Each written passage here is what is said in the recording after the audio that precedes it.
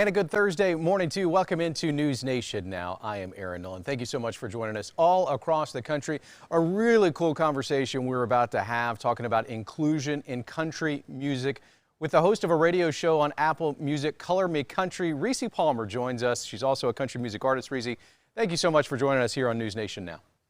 Thank you for having me. I'm glad to be here. Well, first off, I want to talk to you about country music and the roots of country music and your passion for country music. I'm a huge fan. I'm a Southerner. I make no qualms about that. I may live in the Midwest now, but I love country music. What drew you to this genre? Well, see, I'm the exact reverse of you. I'm a Midwestern girl who now lives in the South. But both my parents are from Georgia, and country music was a part of the music that we listened to when I was growing up. We listened to R&B, we listened to gospel, and we listened to country. And it was just, I don't know, it just seemed very normal, very much a part of our daily activities, our music listening, all of that. And I have always been drawn to the songwriting and the storytelling. There's not really any other music that's quite like it. And that's, as a songwriter, as a storyteller, that's what's always compelled me and interests me. As we talk here with Rissi Palmer, I encourage you, if you haven't heard her music, heard her songwriting, check out YouTube right now to listen to some of these songs. You're also a radio show host called Color Me Country is the show. Tell me about the mission behind Color Me Country and the exact reasons why you knew that this was the right environment to bring this radio show to the masses in America.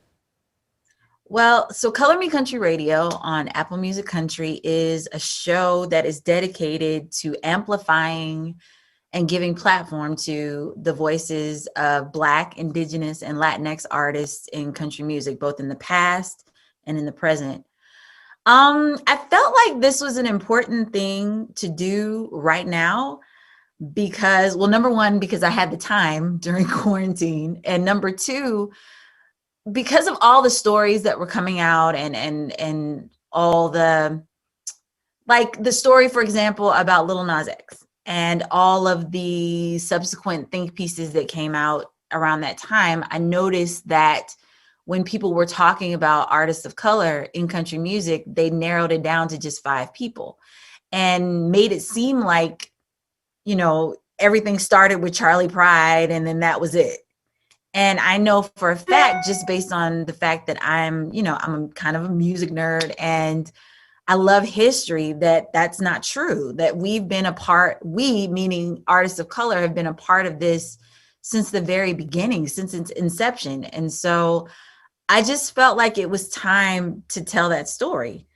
And since Nashville wasn't telling that story and no one else seemed to be interested in telling that story, since I've lived it, I figured that I'd be the next best thing to telling the story. They are stories that need to be told. And I think that right now we're in Black History Month, and I know that it's important, no doubt, to bring these stories to light. Let's talk about Black History Month for a moment.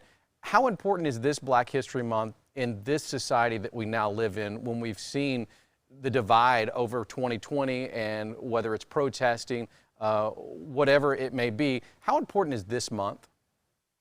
I think that's a great question. I have a lot of feelings about Black History Month. I wish that Black history especially wasn't compartmentalized to one month, the shortest month in the year, and that rather it was a part of our learning, a part of the curriculum, a part of everyday history and celebrated on a regular basis. But it is what it is. So we do have Black History Month, and I think that this is a really important one because of the summer that we just had, the year that we just had.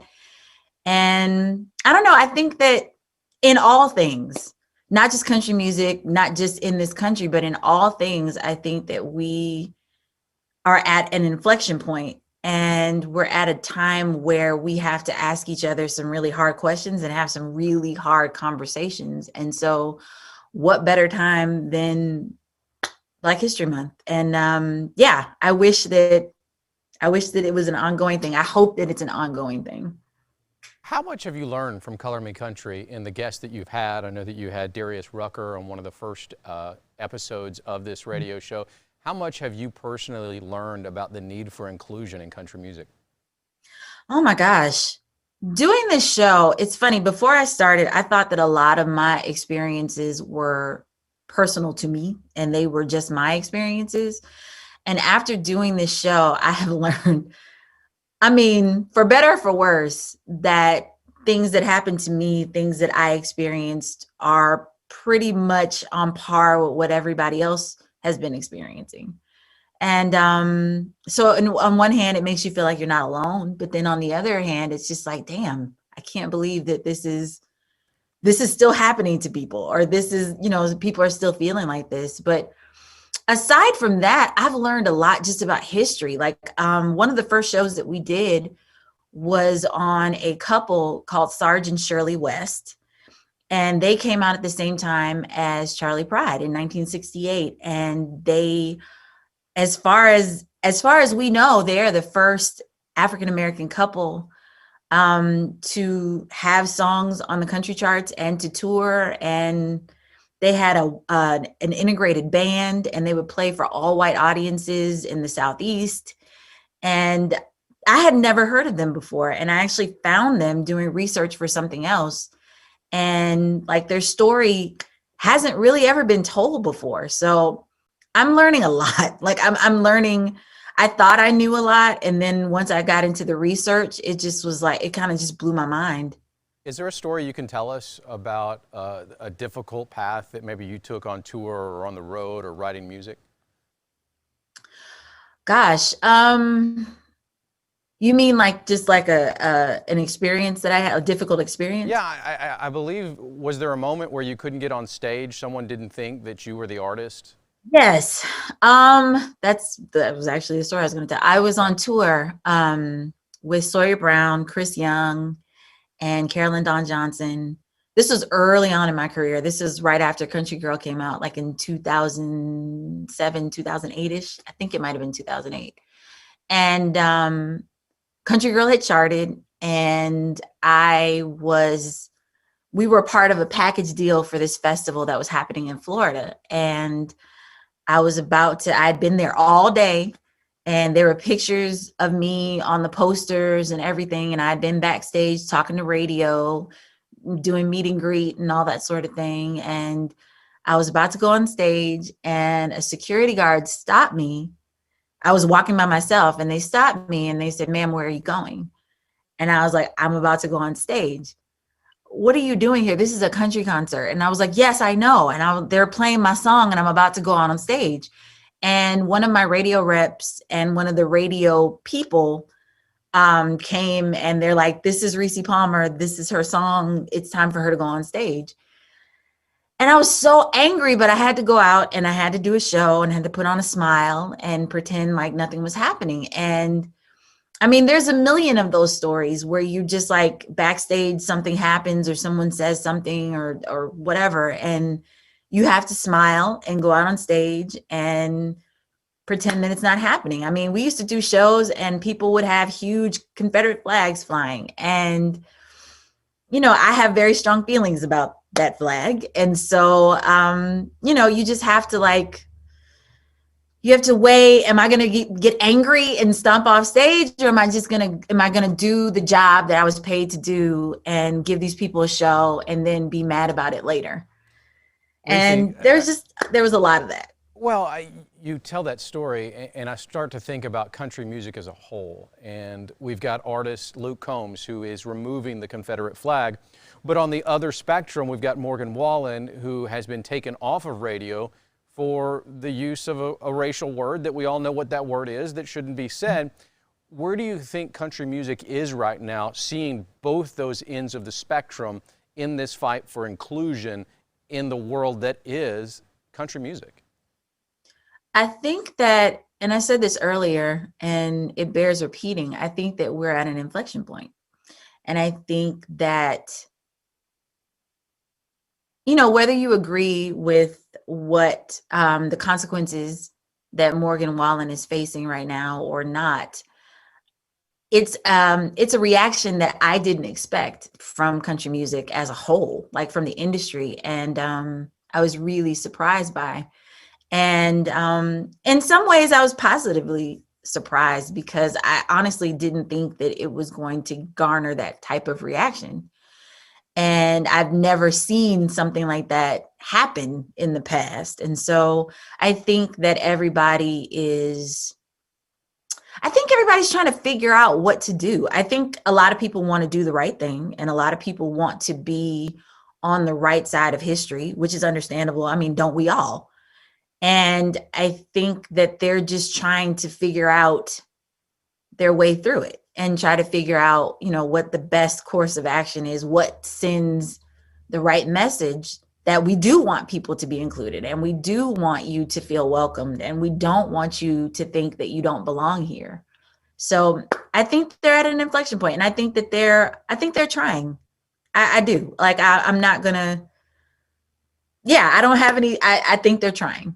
I see them trying. And I know a lot of the organizations, I work with some of the organizations that are actually doing the work, like trying to do training and trying to make sure that the artists are more self-aware about the messages that they're sending out and like what they're saying and what they're doing. All right, so I want to talk a little bit about you being an advocate for this cause. You told us a story as an early in your career as an artist, not being able to get on stage. And now you have this radio show, and we're showing video of your music video Seeds, which there's issues in that, from racial profiling to immigration, that really don't show up in any country music videos. Did you realize early on, when that security guard stopped you from getting on stage to perform at your show, that you needed to be a voice, that you needed to be an advocate for diversity and for inclusion in this genre? It's funny. I think early on in my career, like looking back on it now, I think that like a lot of people, you think that certain things exempt you from certain things, from certain realities.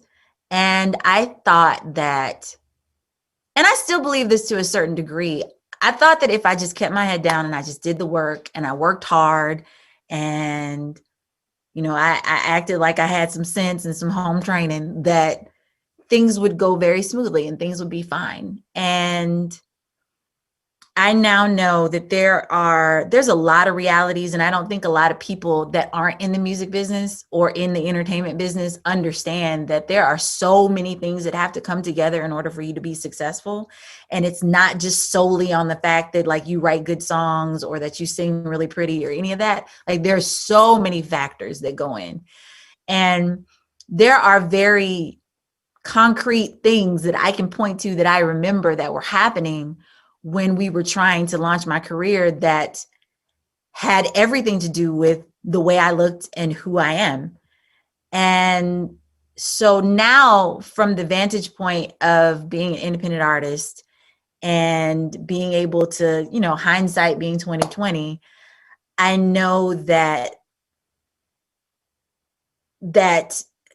you're not exempt.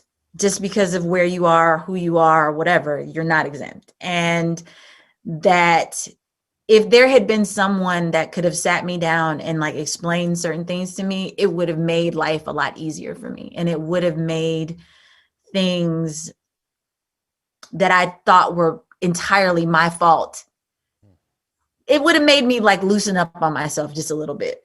And so I feel like my job right now and like my goal and the things that I'm trying to do by establishing the Artist Fund, by providing a platform for brand new artists, I want to be the person that I didn't have.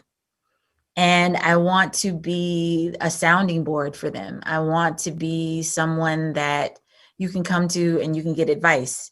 And it may not be the advice you want or the thing that you want to hear, but you know that you're going to get the truth from me. Like, I just want to be that person, because it's hard. It's hard enough, like no matter who you are, no matter what you look like, to make it in the entertainment business. But, adding on these other things, it's hard. And you can take a lot of things personally, and a lot of things can be hurtful. And so my goal is just kind of to be what an advocate is, to be someone that's like, you can't say that, but I can. As we begin to wrap up, I want to quickly talk about the future of country music, and you've had a very unique opportunity to chat with Maren Morris, who in an award speech recently stood up for black women who are writing music. Cam, another musician that was in that conversation. Do you have hope based on, number one, the outcry in country music for what happened when we were talking about Morgan Wallen? Do you have hope that changes are coming, that life will get easier for musicians like yourself? I do. I think that, first of all, Maren and Cam are exemplary. And I really very much appreciate them using their platforms to speak out on these really difficult subjects. Like, there's a reason why not everybody is screaming about this stuff from the mountaintops, because it's like, it's not easy. It's not popular. It's not, it's not going to necessarily win you any new fans. So, I appreciate them doing that. I think that we're, again, I say this over and over again, but we really are. I think we're at a crossroads. And I think that we're at a point where some of us are ready to have these conversations, and while others aren't, like, you're just kind of at the point where you just, like, it's so obvious that there's a difference, and it's so obvious that there is an issue that we can no longer afford to ignore it. It's like you either evolve or you die. And so I think if country music and if this country as a whole want to move forward and want to grow, then we have to do the work. And that means self-examination. That means, like, having hard conversations. And yeah, I think for the most part, people are starting to get there. I don't think everybody's there yet, but I think we're starting to get there. And I think it will be easier for the next crop. I'm assuming, Rissi, that's why you're asking the hard questions, is to get where we need to get. Rissi, yes, 100%. Before you go, I want you to be able to tell us what you're working on, new music. And again, if you haven't heard Rissi sing, I encourage you to go check out YouTube. Fantastic stuff. But what are you working on? I'm working on a new album right now, God willing and the creek don't rise, before this year is over. Is that the name of the album, or are you just pleading for the opportunity? No, I'm just saying, good Lord willing and the creek don't rise, that we get an album before this year ends, Lord. And I'm working on the show, and we have a Color Me Country Artist Fund that helps artists. 100% of it goes to artists of color that are pursuing careers in country music and Americana music. And I'm doing showcases, and I'm trying to be the person that I wish that I had early on. So a lot of stuff, and raising children. So hey, I got two of those knuckleheads of my own, and during quarantine, isolation, and all of that, it's not easy. Well, let me say it country right. It ain't easy. It ain't easy. Rissi Palmer, thank you so much. We appreciate this. We encourage you to jump on Apple Music, check out Color Me Country, the radio show, do some searches and listen to Rissi. Thanks for taking the time on News Nation. No, thank you for having me. I appreciate this. Thank you. I wish we could talk much, much longer, but I know that you are very busy. And so I'm going to let you go, Rissi. Thank you. Thank you. Fantastic stuff. Rissi Palmer there, talking about inclusion in country music, a genre that has not seen much diversity, but Rissi Palmer has a radio show called Color Me Country. She's focused on trying to bring up as much awareness, as much information as possible. So again, Rissi, thank you. If you don't know about News Nation, we're a brand new network. We're right down the center lane. We're not going to steer you how to think one way or the other. If you want to know more about us, watch us tonight. It is News Nation 8/7 Central on WGN America, and you can go to our website, newsnationnow.com. On the upper right-hand corner, put in your zip code. We'll tell you exactly where you can find us. I'm Aaron Nolan. Have a fantastic